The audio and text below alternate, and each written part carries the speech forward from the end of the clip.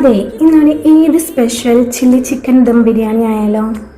അപ്പോൾ ഞാനിവിടെ 1/2 kilo chicken ഇതുപോലെ ചെറിയ കഷ്ണങ്ങളായി എടുത്തിട്ടുണ്ട്. അപ്പോൾ ഇതിലിട്ട് കൊടുക്കുന്ന ഈ ഒരു മസാലപ്പൊടികളുടെ മെഷർമെൻറ്റ് ഞാനിവിടെ ഡിസ്ക്രിപ്ഷൻ ബോക്സിൽ കൊടുക്കാം കേട്ടോ.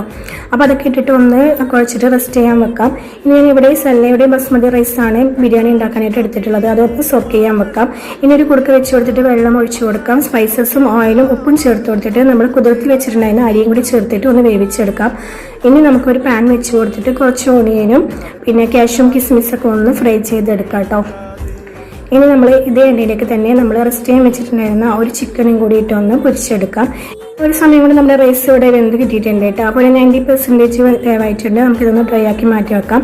അപ്പോൾ നമ്മുടെ ചില്ലി ചിക്കനും ഇവിടെ റെഡി ആയിട്ടുണ്ട്. ഇനി ഒരു പാൻ വെച്ച് കൊടുത്തിട്ട് അതിലേക്ക് നമ്മൾ ഫ്രൈ ചെയ്ത ഓയിൽ ഒഴിച്ച് കൊടുക്കാം. എന്നിട്ട് ഒരു സവാള കട്ട് ചെയ്തതും ഒരു 3-4 ടേബിൾ സ്പൂൺ ഇഞ്ചി വെളുത്തുള്ളി പച്ചമുളക് പേസ്റ്റും നമ്മൾ ഫ്രൈ ചെയ്തിട്ടുണ്ടായിരുന്ന ഓണിയനും കൂടി ചേർത്ത് കൊടുക്കാം.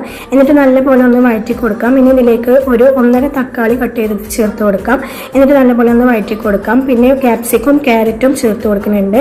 ഇനി ഇതിലേക്ക് പൊടികളായിട്ട് ഗരം മസാല പൊടിയും മല്ലിപ്പൊടിയും മഞ്ഞൾപ്പൊടിയും കുരുമുളക് പൊടിയും ചേർത്ത് കൊടുക്കുന്നുണ്ട്.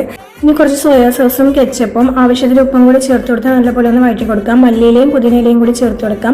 പിന്നെ നമ്മൾ ഫ്രൈ ചെയ്ത് വെച്ചിട്ടാണ് ചിക്കൻ ഇട്ടിട്ട് ഒന്ന് വഴറ്റി കൊടുക്കാം. ഇനി ഇതിൽ നിന്നും ചിക്കൻ പീസ് മാറ്റി വെച്ചിട്ട് നമുക്ക് റൈസ് ചേർത്ത് കൊടുക്കാം.